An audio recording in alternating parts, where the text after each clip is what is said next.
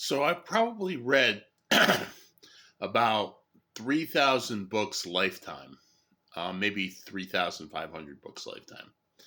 Um, but believe it or not, I didn't start reading until I was 18 years old.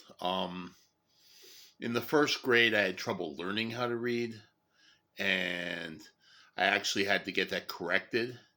Um, I went to see a tutor to help me learn how to read. Because I had some form of dyslexia, but it was mild. I had trouble deciphering symbols.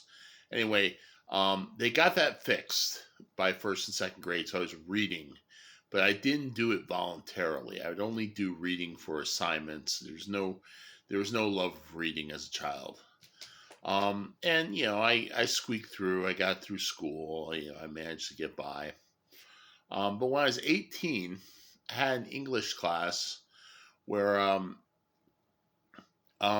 was given a book to read called The Book of Laughter and Forgetting by Milan Kundera by my English teacher senior year, who was a guy named Mike Garaffa. Now, Mike Garaffa probably doesn't remember me. I remember him, but I was just another faceless student of his.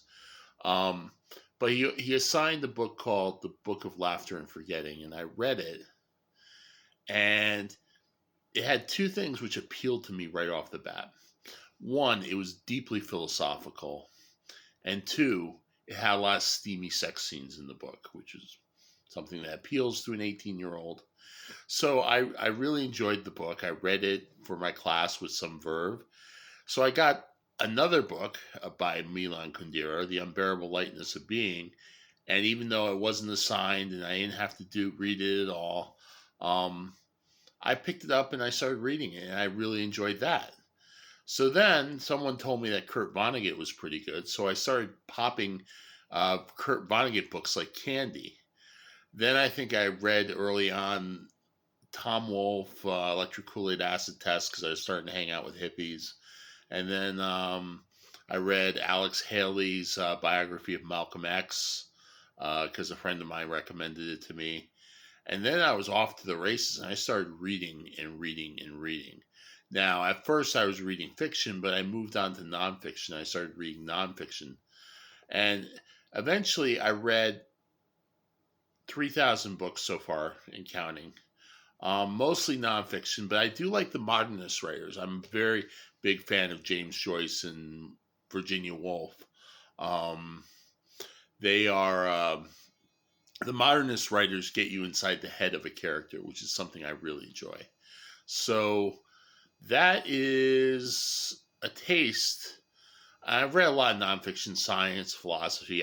I've studied the Anglo-American tradition, so I've read a lot of logical positivism and Anglo-American, whether it be logic puzzles, the foundational crisis of mathematics, um, brain science, metaphysics on, well, you're not supposed to do metaphysics in Anglo-American philosophy, but actually they do it quite a bit.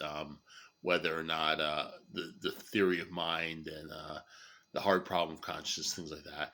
And so there is some metaphysics in it. It's just kind of a later thing. They tried to get rid of it, but it came back to haunt them. Anyway, um, that's a taste of my reading life. I still read quite a bit. I haven't been reading as much this year. I read a lot last year, and of course, 2020 was a big year for me. I read 700 books in 2020. But yeah, so that's a little bit of my intellectual journey in books and reading, and I got a late start, but I got going. All right, peace out. We'll talk to you later. Bye bye.